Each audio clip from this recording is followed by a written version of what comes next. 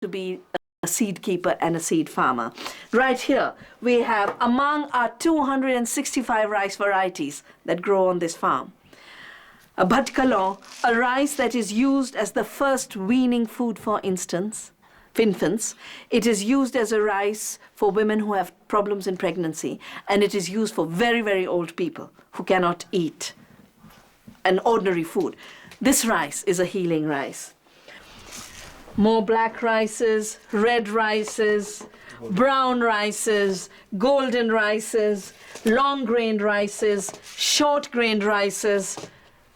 We used to have 200,000 rice varieties in this country, and the Green Revolution tried to breed one variety at a time, and each of them kept failing. Because the Green Revolution was not successful in wiping it all out, we have been able to work with farmers, with Bija, with Darban, to be able to bring this issue back.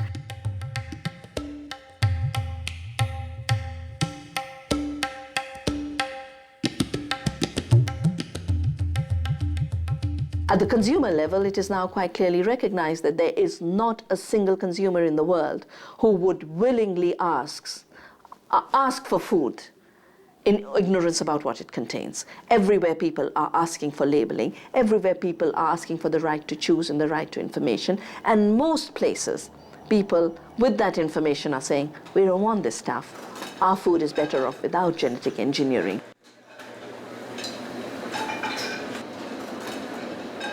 The truth is, the only value to genetically modified animals or plants is for the companies who own those patents.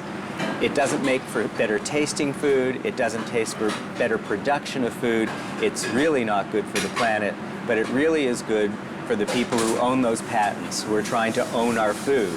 And the more that people know about this, the more resistant they will become. So lobbyists work as hard at prohibiting labeling as for anything else, because it's in their interest to keep the consumer ignorant.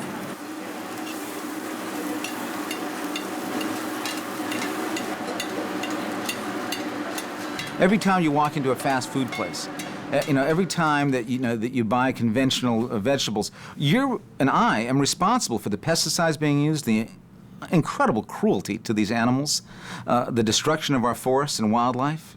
And 70% of our endangered species are created through farming and ranching in the United States. We're complicit in those moral crimes, whether we know it or not.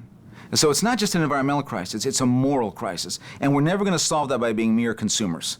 We have to say, no, we are creating either the solution or the problem. As one of the few molecular biologists who are also skeptics, of course, I've traveled quite a lot and given talks many places of the world. And the proponents of genetic engineering always jump on and say that a lot of the scientific arguments I use are exaggerated. But I have one particular argument that they never start discussing, and that is when I say that one of the main risk issues of genetic engineering is that 95% of all competent scientists in these fields are working for the producer side, and only 5% are really genuinely independent. They never discuss that, and that makes me suggest that maybe the situation is even worse, because I have no data for this. It's my own invention. The reason why I mention it is, of course, that the percentages are 100 working for the industries and 0% that are really independent. Then we have both a very serious scientific problem in the society, but we also have a very, very serious democratic problem, as you may imagine and realize.